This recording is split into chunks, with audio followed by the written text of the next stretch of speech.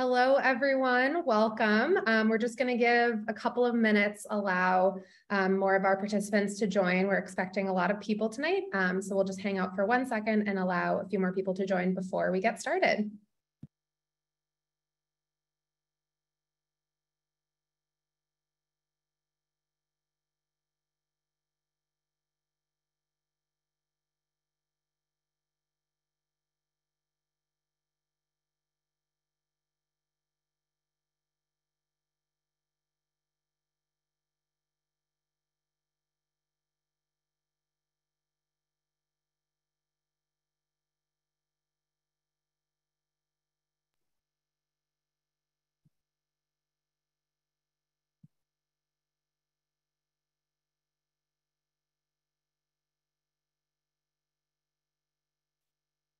All right, we're at 8:01. We've got a lot of fun content to cover tonight, so we will get started. Thank you all so much for joining us here tonight for a fun time learning a little bit more about the SAT and the ACT standardized tests, what to expect from the tests and what to expect from those tests throughout the college application process. My name is Lizzie. I'm joined by my colleague Stephanie. We will each introduce ourselves in just one moment. I just want to say a quick thank you to all of the local libraries for helping send a lot of people our way. It's so great to be able to speak with so many people remotely who we wouldn't be able to meet with in person. A couple of housekeeping items before we move forward.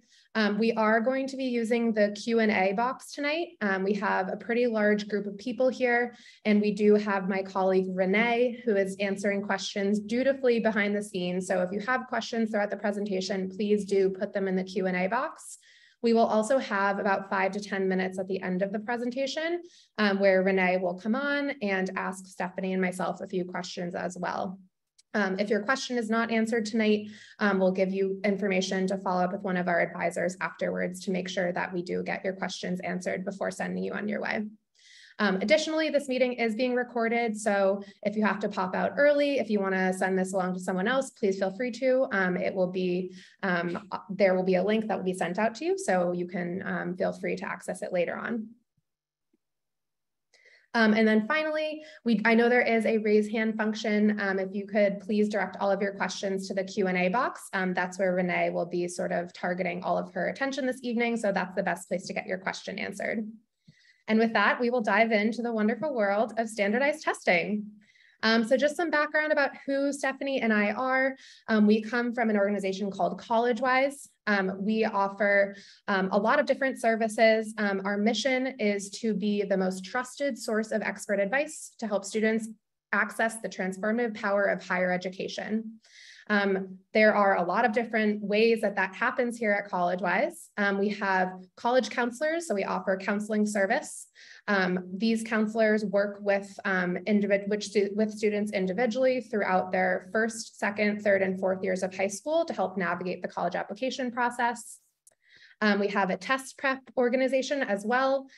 Stephanie is going to tell us a lot about that. We have tutors who work individually with students and in groups to help form that solid foundation of academics for the standardized tests that they'll be taking. And then we have tutors who work individually with students on different topics throughout the classroom that helps them sort of reach, again, that higher academic potential. And then moving over to who you're speaking with tonight. As I mentioned earlier, my name is Lizzie. I'm a college counselor at CollegeWise. I initially worked at Northeastern University in Boston, which is where I'm talking to you from tonight, just down the road from Northeastern. I worked there for 6 application cycles and read a couple thousand applications, was able to travel all around the world, meeting with a lot of students from different states in the US and different countries around the globe. And after working at Northeastern for 5 years, I moved over to the college counseling side of the desk, and I'm now thrilled to be here at CollegeWise, working individually with students to help navigate the college application process. And I will toss it over to Stephanie to introduce herself. Thanks, Lizzie. Hi, everyone. My name is Stephanie, and as Lizzie mentioned, I oversee the tutoring and test prep division. Incidentally, my initials are SAT, so it seems like I was destined to do test prep in some form. Just a little tidbit. The SAT and ACT, the letters don't stand for anything anymore. They are no longer acronyms. They are simply the names of the tests. Similarly, the PSAT and pre-ACT also don't stand for anything. Those are just the names of the exams. To give you a little bit about my background, I have been in academics and education management for about the last 20 years. Right after I graduated the University of Virginia, I started coaching students with a large test prep organization. I then worked at Rutgers, where I earned a master's in education. And then I got back into the tutoring and test prep world again after I started my family. I started working part-time again, and I just seemed to be drawn to working with students. I do still maintain a small caseload where I work with students one-on-one. I love talking about the SAT, ACT, SSAT, ISE, GRE, GMAT. It's alphabet soup. So I look forward to speaking with you all for the next hour to give you some information about these tests that can sometimes seem overwhelming, and that's why we're here to help calm down the whole process. So what we're going to be covering today, let me just go ahead. We're going to talk about what exactly the SAT and ACT tests are. We'll talk a little bit about the PSAT and pre-ACT as well. We're going to talk about how students and their families can figure out which might be a better test depending on the student's strengths. We'll briefly chat about the AP exams. We'll talk about how students can prepare for these exams. There are such a variety of ways to prepare, whether it's in person, whether it's virtual, whether it's small group, whether it's one-on-one. And then we'll actually get into the conversation about, should a student be taking tests? How many times should they be taking tests? And if so, when should they be doing that? We'll go into a timeline of the high school career and where these tests fit in. And then finally, test optional may be a term that you've heard vaguely. Lizzie's going to be speaking about that and some other terms that are related to that and to testing and admissions. Before we dive into a lot of these facts and statistics and the details and nitty-gritty of the tests, I just wanted to step back for a moment and give some perspective. We often talk about testing as not being the most important part of the college admissions application. So I just wanted to say that while these tests are important, they can certainly help with merit money at times. They are not the most important piece of the big puzzle that is college admissions, especially if schools are holistically reviewing a student's application. So let's dive in now to the nitty-gritty. And please don't feel like you have to memorize any of this.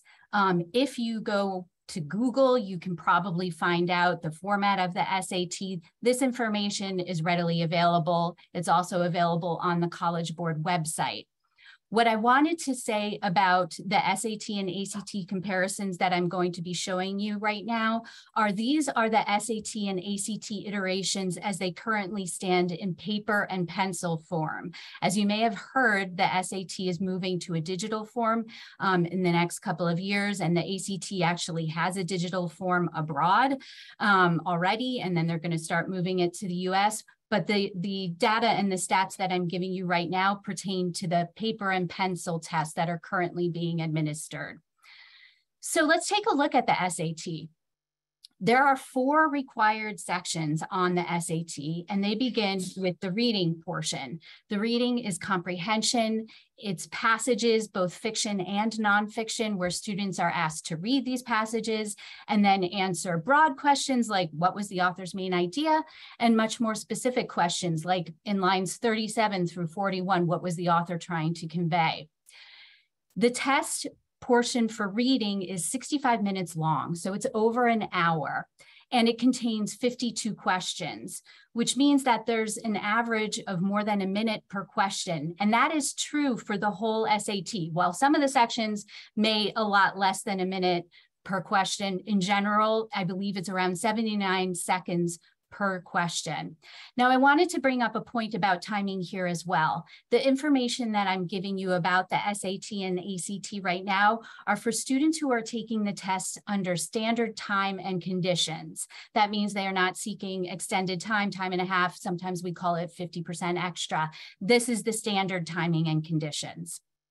So the reading is section 1. Section 2 is writing and language, and that's grammar and punctuation along with some rhetorical analysis. So for example, students will have to have mastery of when to use a comma, when to use a semicolon, very exciting topics. This section contains 44 questions and it's 35 minutes. So this SAT section is a bit more faster paced in that you get less than a minute per question. But again, the overall on the SAT, it's more generous in time than the ACT is per question. So it's over a minute per question. So these two sections, the reading and the writing and language, make up the evidence-based reading and writing score, which is on a scale of 200 to 800 points. Now we're shifting into section 3 and section 4, which comprise the math score. So section 3 is math, no calculator. It is 25 minutes for 20 questions. And then students are allowed to use their calculator for section 4, which is 38 questions in 55 minutes. So again, allowing students more than a minute per question. Again, you don't have to have this memorized. This is readily available on the College Board website. The College Board is the company that puts out the SAT, PSAT, and the AP exams. The ACT is actually run by a separate company called the ACT company. And let's take a look at the ACT now. So the ACT also has 4 required sections. It starts off with English, which is very similar to the writing and language portion of the SAT. It's 45 minutes and it covers grammar, punctuation, and some rhetorical analysis as well. It contains 75 questions in 45 minutes and it's spread among 5 passages. After section 1 comes section 2, which is the ACT math portion. It is 60 minutes for 60 questions, which in theory means a minute per question. But in reality, the questions get progressively more difficult. Now, students are allowed to use their calculator on this whole math section on the ACT. Question 1 might be very straightforward and take a student 15 to 30 seconds to set up and solve, whereas question number 60 might require more time, like 2 minutes. After the math section comes the reading section. Now, the reading section is 35 minutes for 40 questions, so it is less than a minute per question. Again, that's a big difference between the ACT and the SAT. The ACT on average is less than a minute per question, but there are more questions. So both of the tests turn out to be around 3 hours long, including breaks, 3 to 3.5 hours. So we've gone over the English, which was section 1, the math was section 2, reading is section 3, and now we come to the science section, which I tell students is not really science. I am a former English instructor and I love the science section. It requires a lot of drawing conclusions, making inferences, reading and comparing. So we almost view it more as a reading exercise. It's 35 minutes for 40 questions, so it's similar to the reading section in terms of timing. And out of those 40 questions, only about 4 or 5 require outside science knowledge. So they might ask a student, out of the following, which is the smallest planet? And I always joke that when I was growing up, Pluto was the smallest planet, but I think that's changed. So these types of questions, again, there's only about 4 out of the 40 of them. Students either know them or they don't, so they should just be encouraged to move on after they've made a selection. Pacing is very fast on the ACT. It does reward fast readers, students who can process information quickly. Now, there is a 5th section on the ACT, and that is the optional essay. We really don't recommend that students focus on the essay or even take the essay. I believe last year, fewer than a handful of colleges wanted to see an essay score. So we don't even really talk about it. I think there was 3 colleges and the most notable was probably West Point. Now, this brings up a good point. The ACT and the SAT are equally accepted at American colleges and universities. I'm going to pause because that's really important. And I'm going to repeat it. The ACT and the SAT are equally accepted at American colleges. That means that schools don't prefer one test over the other, which is why students should take the test that plays to their strengths. So let's take a look at the scoring.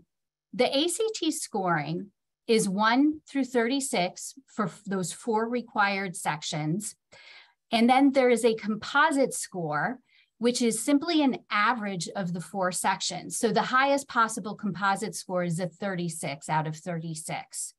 The essay is on a different scale, the optional essay. I'm not even going to talk about it because it doesn't play into this score. I did want to point out that the national average for the ACT is around a 19 to 20.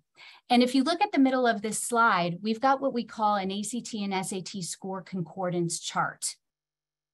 What that does is roughly compares what an ACT score is to an SAT score.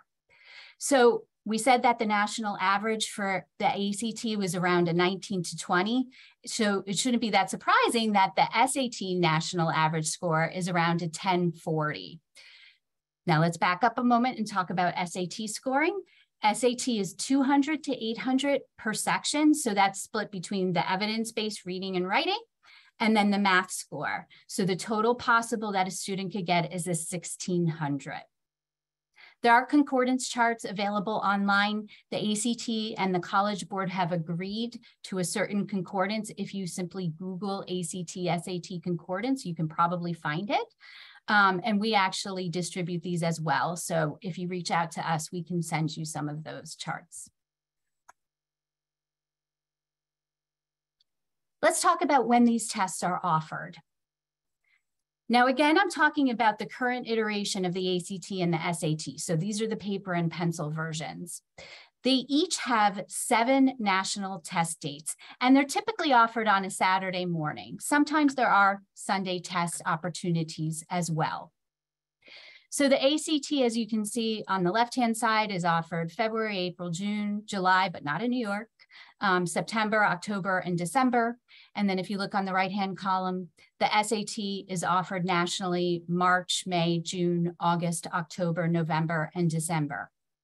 Now, you may notice that there are some months when both tests are being administered. So for example, in June, if both tests are being administered in the same month, they won't occur on the same day. So it is possible for a student to take both tests in that month. That's not something we would recommend, and we can talk about that a little bit later, but I just wanted to highlight that. Now, in the last couple of years, both the ACT and the SAT have worked with schools to get school day administrations, which means that some schools have test dates that are not listed on these 7 national testing month dates. So for example, there's frequently an April SAT that's offered in Maine. In fact, some states have arranged contracts to use either the ACT or the SAT as a college test graduation requirement. So you might just want to check into that. I know, for example, that North Carolina offers the ACT because they use that as a graduation requirement, and they typically do that in February. Just to back up for a moment, I did want to mention that I am based in New Jersey.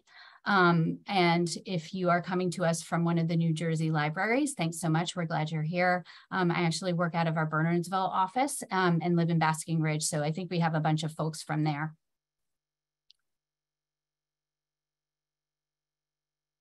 Let's talk about the PSAT and the pre-ACT. The PSAT and the pre-ACT are shorter versions of the respective SAT and ACT. So these tests typically run about 2.5 hours-ish as compared to the 3 to 3.5 hours that the SAT and the ACT take. The PSAT can be offered as early as 8th grade. There's a PSAT 8, PSAT 9, PSAT 10, and then there's the PSAT NMS QT. We don't necessarily recommend that students take the PSAT in 8th or 9th grade. Sometimes students haven't even taken Algebra 1. And as you may know, the content on the test, the math portion of the SAT and the PSAT is heavily through Algebra 2. So if a student hasn't even started Algebra 1, they're really at a disadvantage. And that's why we don't necessarily recommend that folks take the PSAT 8 or 9. The PSAT 10 is good practice because the following year, students will be taking the PSAT NMS QT. Now, I mentioned that PSAT doesn't stand for anything. That's simply the name of the test. However, NMSQT does stand for something. That is the National Merit Scholarship Qualifying Test. And it's coming up soon for juniors. It's offered typically 2 times in October. If you are a junior or a parent of a junior and you're going to be taking that test, you will get your scores back at the beginning of December. And we will be holding a PSAT Scores Back webinar in January to go over the PSAT score reports. So hopefully you'll join us again, and I wanted to just mention that. So the PSAT NMSQT does have some stakes attached to it.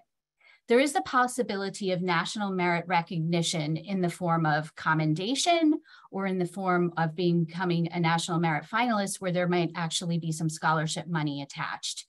And sometimes people don't realize that the National Merit Scholarship Qualifying Test is also considering students for other types of scholarships that are offered through private companies or that are specifically tied to certain colleges. So that's why the 11th grade PSAT is often thought as a somewhat more important test. So that's the PSAT. There is a pre-ACT, and the pre-ACT, as the name would suggest, is a preliminary or a practice ACT. It's also shorter than the long form of the ACT. It's less frequently offered, and there's no merit or recognition attached to it. So it truly is just a practice test. One thing that I do like is some schools offer both the pre-ACT and the PSAT around the same time for their juniors. So sometimes students can sit and compare their PSAT scores to the pre-ACT scores using one of those concordance charts that we showed you earlier. So how do students determine which test is better for them? The best thing to do is to either take that pre-ACT and PSAT, but like I said, not a lot of schools offer the pre-ACT. Take some free practice tests. We offer them. We offer them, I think, almost twice a month, virtually proctored online. We do have some specific locations in New Jersey where you can come in person and take them. So the best thing to do is sit for a free full-length SAT and ACT, see how you do, see how you feel about the tests, and take the concordance chart and see which one you did better on. As part of our service to the public, we do offer these free, as I mentioned, and we will actually write up recommendations based upon the student's performance on those free practice tests. So the SAT, as I mentioned earlier, does allow more time per question. So students who like to process and think deeply about word problems or reading passages might find the SAT more comfortable. The content covered on both of these tests is very similar. You know, it's really through Algebra 2 with a sprinkling of pre-calc, trig, and analysis, and then reading, comprehension, and skills at the high school or sometimes even college level, as well as grammar and writing skills. Those are tested on both of these exams. The way they are tested is a bit different, and the primary difference is that timing. So students who might prefer the ACT are faster readers, tend to like a superficial glance at passages or at even math questions. The ACT also has that science portion, which some students like. I like charts and graphs, and as I mentioned, I like drawing conclusions. So even though I'm a former English teacher, that science section actually appealed to me. There are data representations on both the SAT and ACT, and data representation sounds like a big word. What it really means is you might see a pie chart or you might see a bar graph, and those do appear on both the SAT and the ACT. So I wanted to go over some common testing myths that pop up a lot. You can read through these, and I'm going to highlight them to a degree as well. I often hear, well, November is supposed to be the easiest SAT, or June is the easiest ACT. This is not true. There is no easiest test date. And the reason is that both the College Board and the ACT company norm, or what they call equate the scores, because college admissions officers have to be able to look at a test that a student took in June and compare it to another student who took the test in October. Another myth, I need a 1500 out of 1600 on the SAT in order to get in anywhere. There are schools where you don't even need test scores. So this is definitely a myth. And Lizzie's going to talk a little bit more about the whole test-free and test-optional movement. Myth number 3, colleges want both the SAT and the ACT. We recommend that students focus on either the SAT or the ACT for 2 administrations, possibly more. They might take it more like 3 times. But we don't recommend that students really focus on both the tests, and certainly not at the same time, because the timing and the pacing and some of the strategies are very different. Myth number 4, colleges prefer the SAT over ACT. That is simply not true. Colleges equally accept the SAT and ACT in America.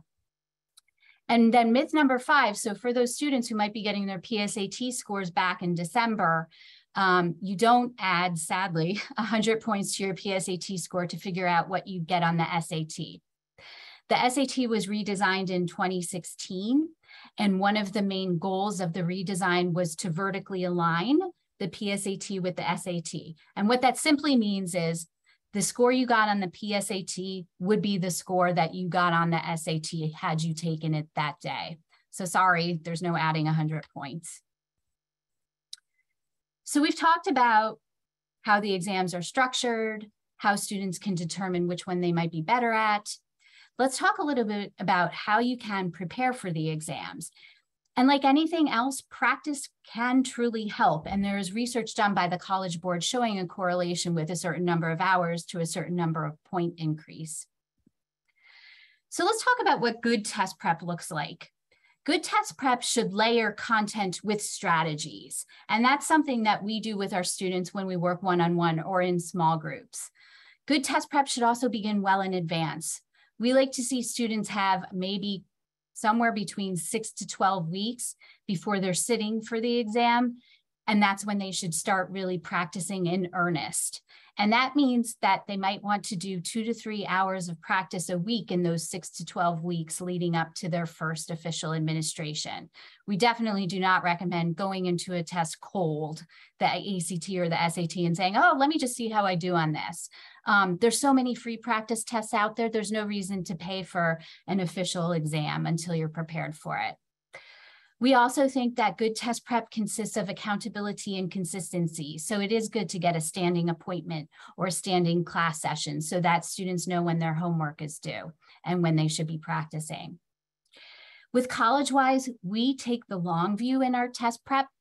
We aim to have our test prep prepare students not only for these exams, but for high school, for their English and math classes, and beyond for college. We hope to teach them good study skills and to think critically, how to write. These are all things that students will use later in life, not just on these exams. And finally, point number 5, good test prep doesn't just wash, rinse, and repeat. I don't like to hear a student has taken an exam 7 times. To me, that just doesn't make sense. I think that there are other parts of the student's application that they might want to be focusing on after 3 tests or so. And there is a bit of a law of diminishing returns. There are statistics that show the second time around, the majority of students improve. So they take the test once, then they take it the second time. I think somewhere between 57 to 61% of students improve after that second test. But beyond 3, 4, 5 tests, it just kind of plateaus. So I wanted to draw your attention to some free and helpful resources. Khan Academy is a wonderful, wonderful resource. Khan Academy is actually partnered with the College Board and the SAT so that when students take an official SAT or PSAT, they can connect their results to Khan Academy, and it will actually spit out recommended lessons based upon their performance. Students can go to sat.org or act.org and find free resources there. They can also order these books. We affectionately call them the Big Blue Book for the official SAT study guide, and the Big Red Book is the official ACT study guide. Those are put out by the test makers, the people who are actually writing and scoring these exams. So I definitely recommend that students look into those materials. Just a brief word on AP exams, advanced placement exams. These are subject-specific tests, which means you can take one in English literature, you can take one in French, you can take one in physics, chemistry, AP US history. And they were intended to help students gain credit before going into college. I also wanted to bring to your attention that at any point, you can go to our website, collegewise.com, or if you'd like to take a moment and scan this QR code, you can go to a form that you can fill out your personal information, and you can indicate if you would like a program advisor, one of our CollegeWise program advisors, to be in touch with you about test prep, college counseling, or even academic tutoring or success skills. Those are all programs that we offer. And in just a moment, I'm going to hand it back over to Lizzie, who's going to take us through.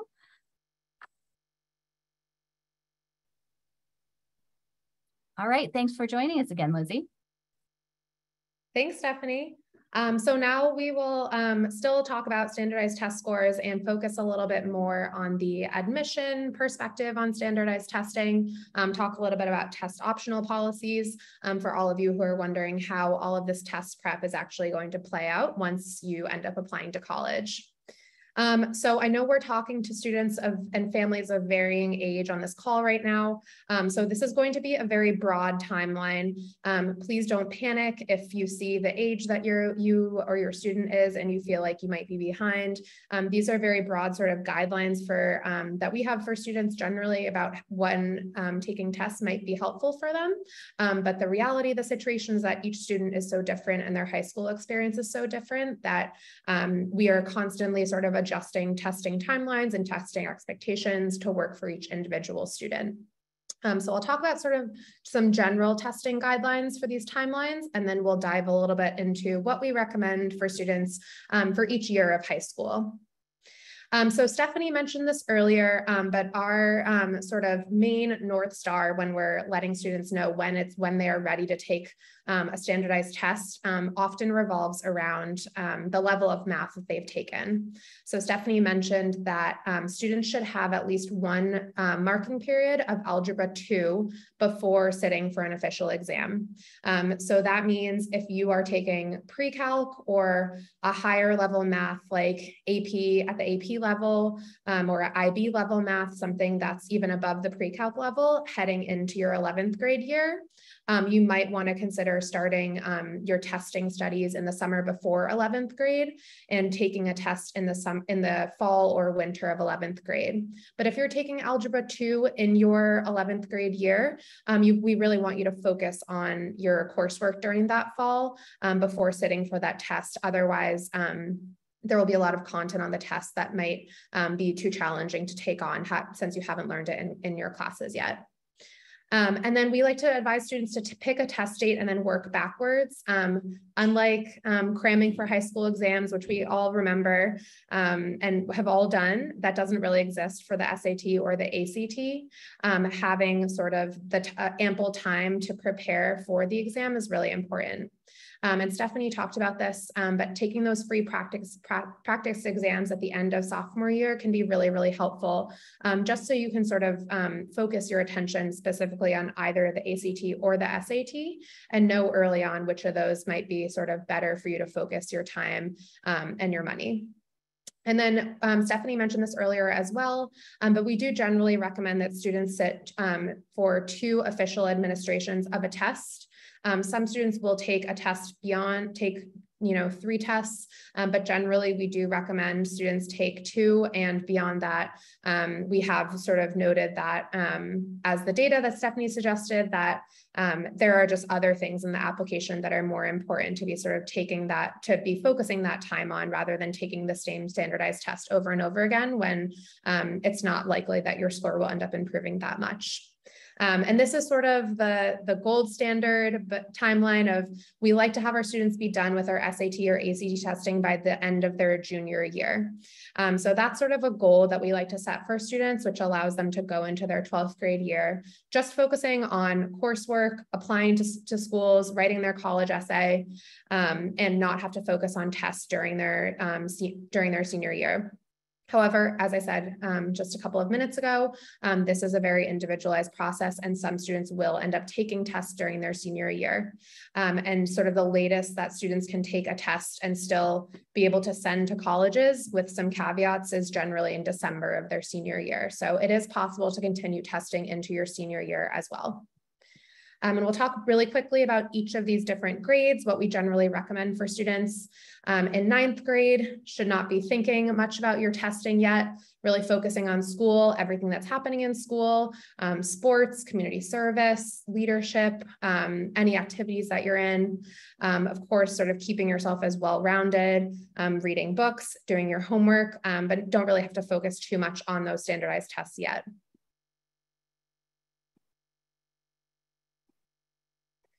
During your 10th grade year, sophomore year, that's when thinking about testing starts to come in, as Stephanie mentioned earlier.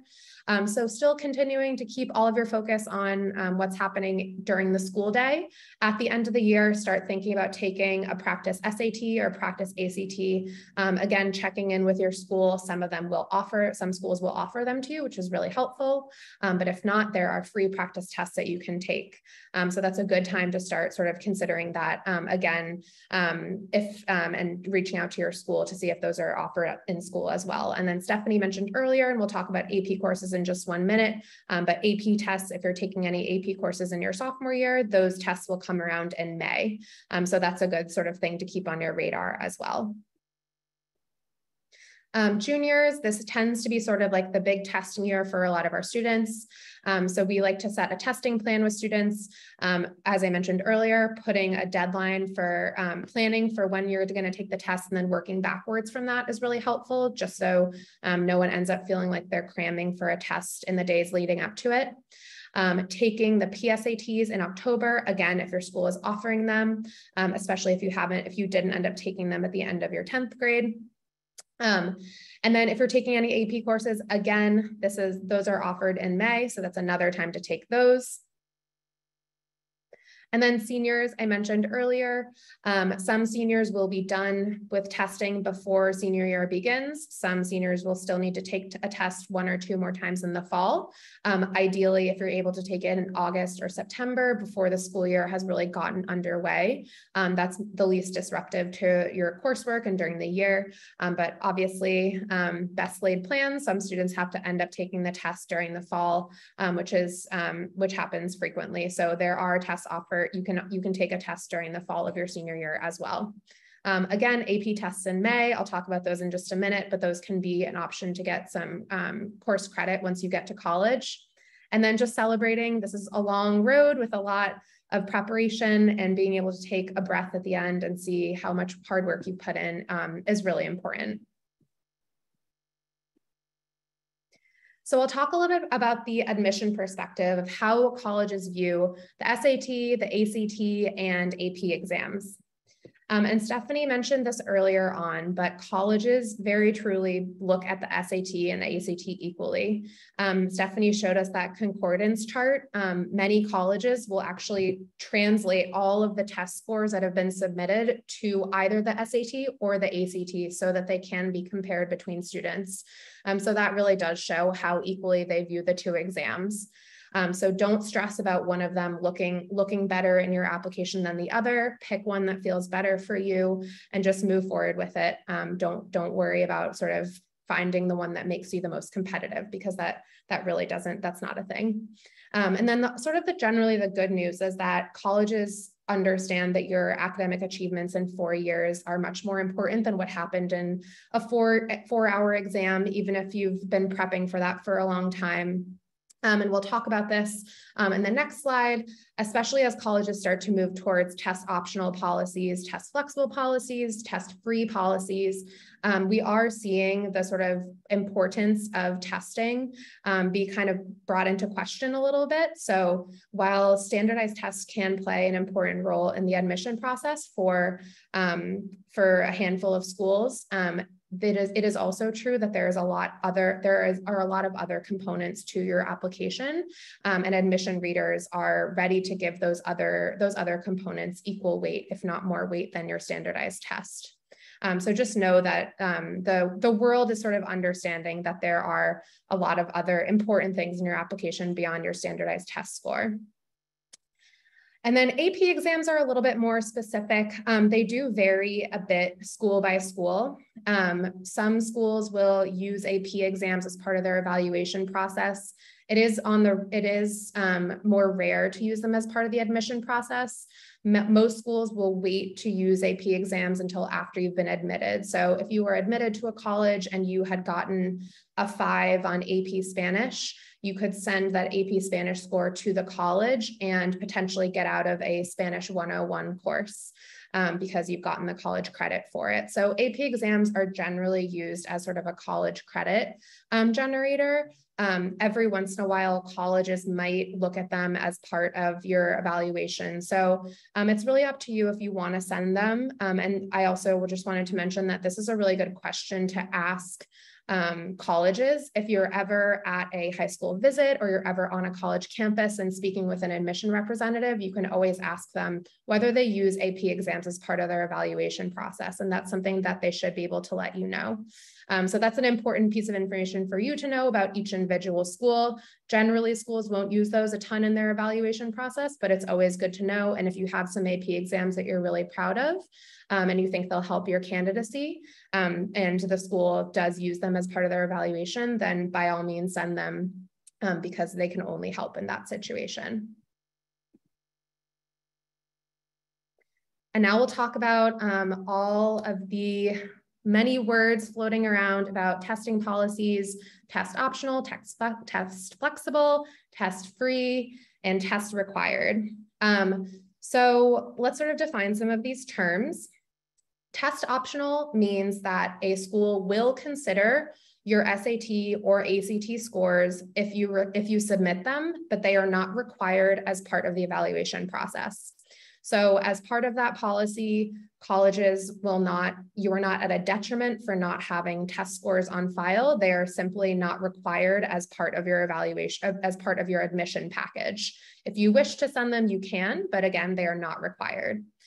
Test optional sort of came to be, some schools have been doing it for a really long time. And then sort of more broadly, test optional came to be during COVID because so many students didn't have access to taking standardized tests. And many schools have remained test optional for sort of the next couple of application cycles. And we'll talk about that on the next slide as well.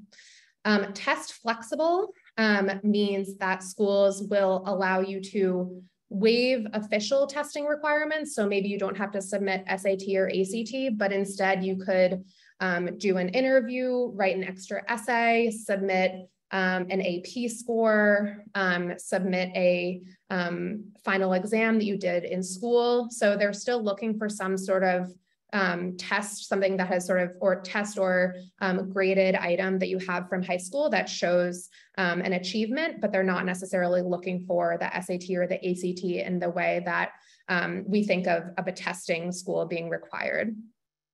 Test free, another word is test blind. If you hear either of those terms being thrown around, means that schools actually will not even look at test scores. So some schools will allow you to send them, but they won't even look at them. Some schools will say, please don't even send us your test scores. We won't look at them at all. So if a school is test free, you will not send test scores whatsoever. It's not like test optional where they can be sent or not sent. The entire applicant pool will not have test scores. And then finally, test required, pretty straightforward. Basically just means that you are required to submit test scores in order for your application to be evaluated. So you'll have to submit either the SAT or the ACT. Test policies are school specific, which means that as an applicant, you have to do a little bit of homework to check up on the test policies for each of the schools that you're interested in.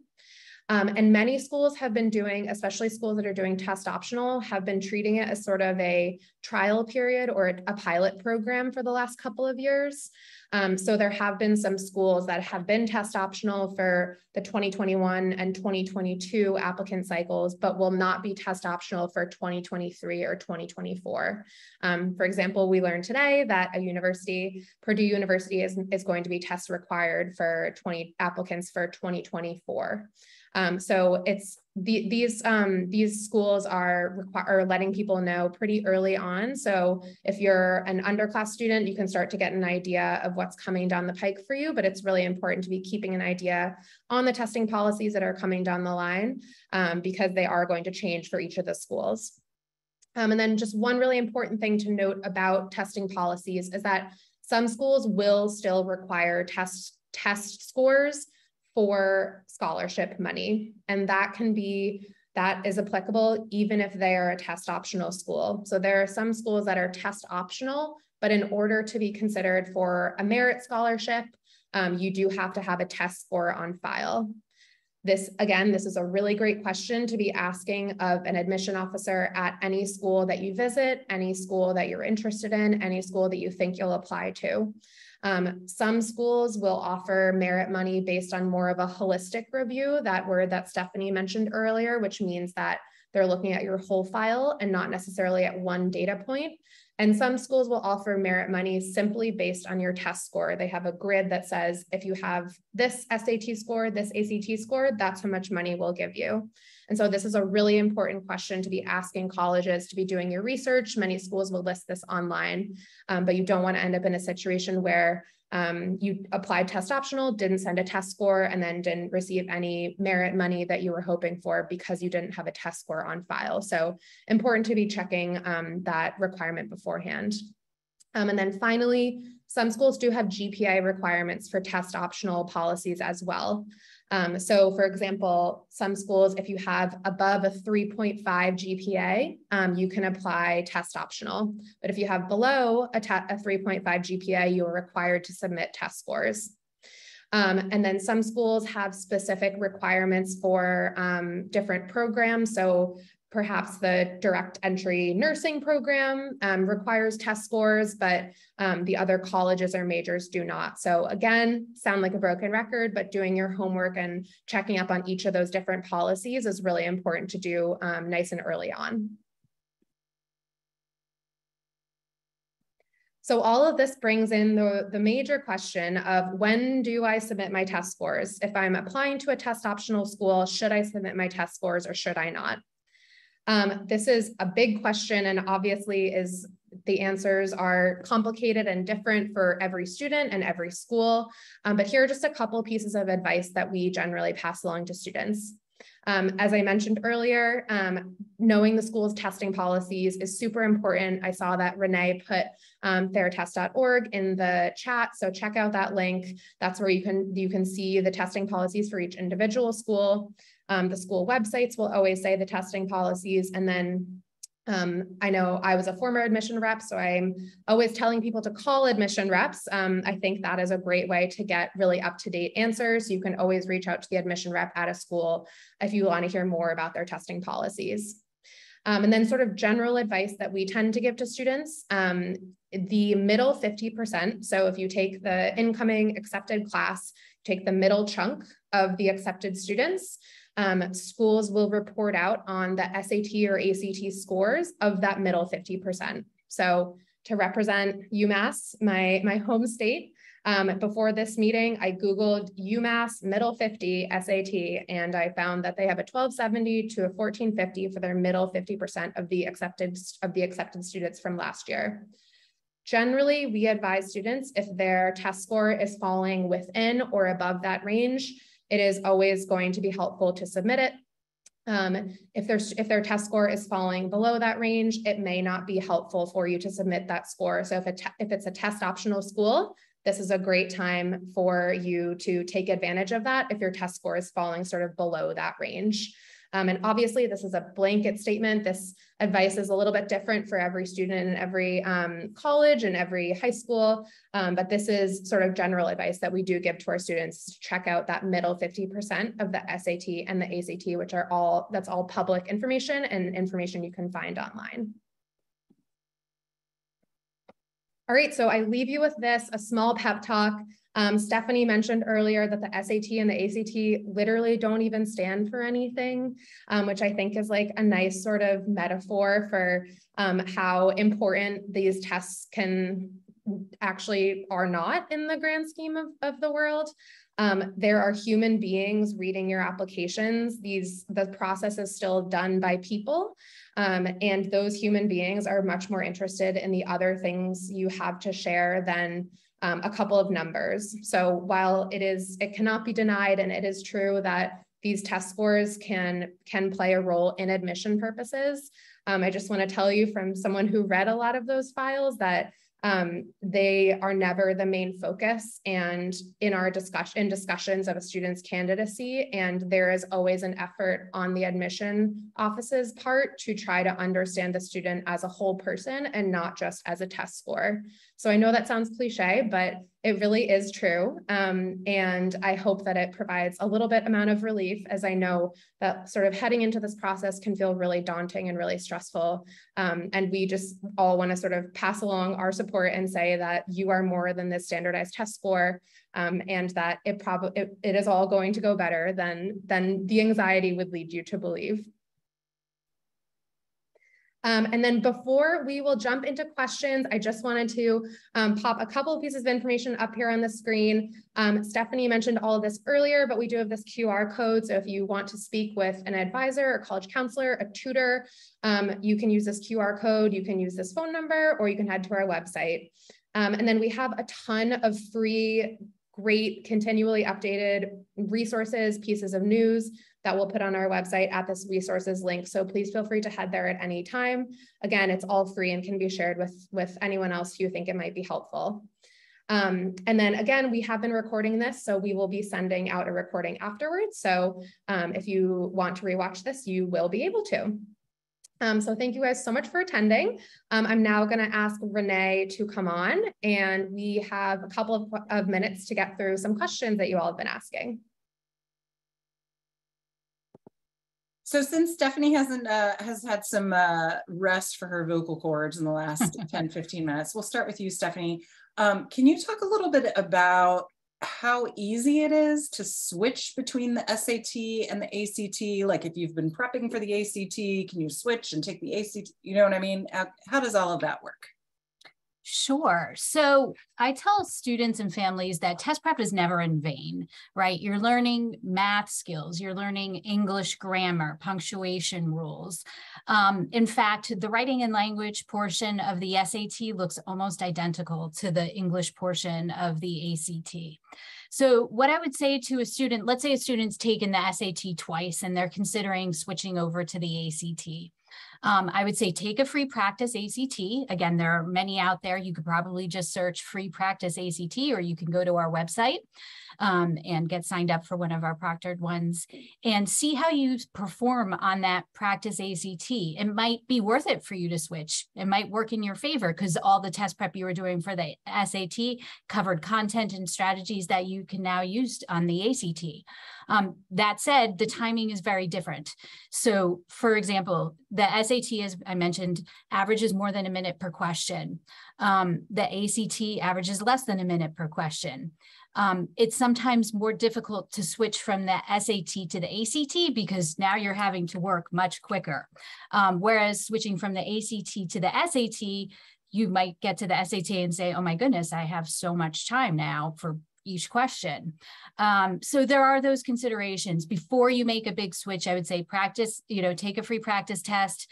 The content is largely the same, covers through high school math and grammar and vocabulary and reading, but do your due diligence before you make that jump. Thanks, Stephanie.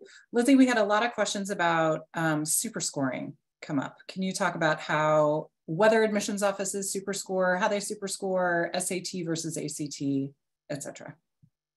Yeah, my favorite answer in college admissions is that it depends.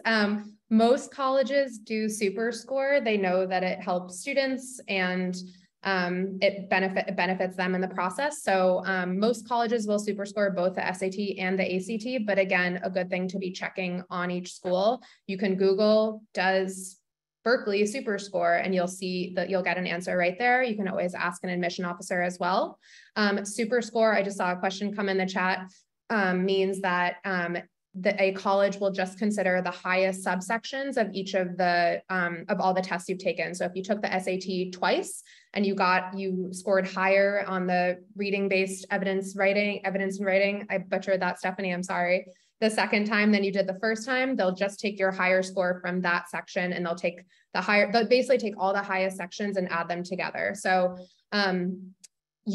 and I saw another question come in earlier about, do colleges see every test score that you've ever taken? No, colleges do not have access to the SAT database of every single test score that's ever been taken, or the ACT database either. So colleges will only see the tests that you send to them. So you select, I want to send my March 2022 tests to UMass. I'm going to send those there. So schools will only see the tests that you send, and it depends on the school whether they super score, but generally most schools will, but important to check.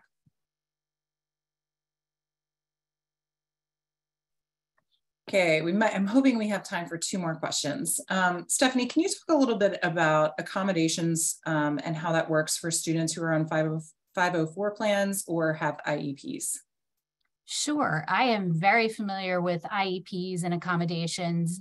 I've been working with students in helping them secure those for both the ACT and the SAT. So for example, if a student has dyslexia or dyscalculia, which is when they can't read numbers properly, students can apply for an accommodation, for example, to get a calculator on the math no calculator section.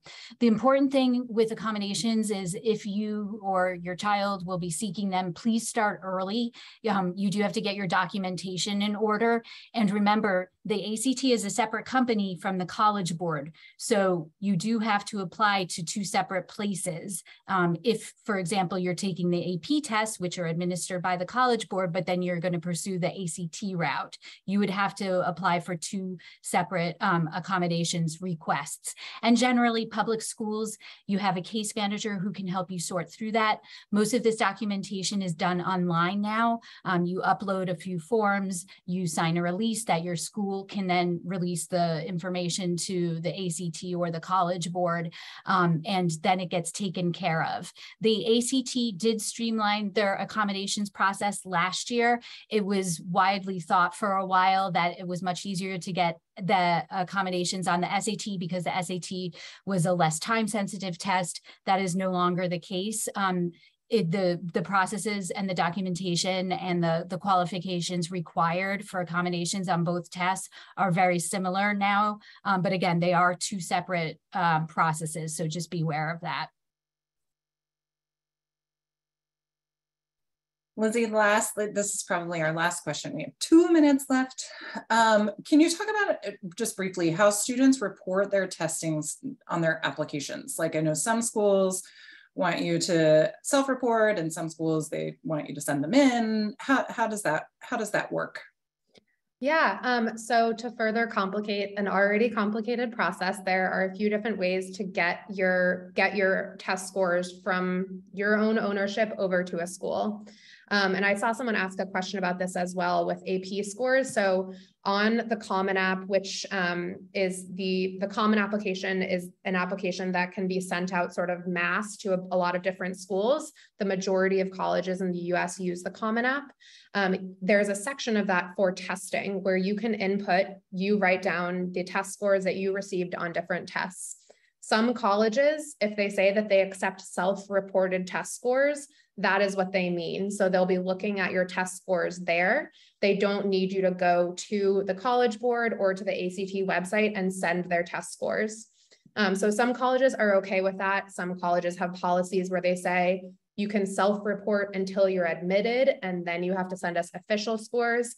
Again, it all kind of depends on the different schools. So it's really good to check in with each individual school. If a school requires you to send official scores, so either self-reported or official, Official scores will require you to go to the College Board if you took an SAT, or the ACT if you took the ACT, and actually select the school that you want to send your test scores to. Often there's a small fee associated with this as well. So that's something to consider into your calculation. And that means that those test scores will go officially from the database directly to the college. So that's what sending an official score means. All right, ladies, I think that's all we have time for today. Yeah, so thank everyone so much for taking some of your time to spend, an hour with us. We really do appreciate it. And if you do want to speak with one of our program advisors, please go to collegewise.com, or maybe you clicked that QR code or took a picture of it rather. And we hope to work with you and your students through their college admissions journey. Anything else, Lizzie, you wanted to say? No, thank you. Thank you all so much for spending an hour with us. This was really, really fun. And we hope to work with you all soon. Bye-bye. Have a good night.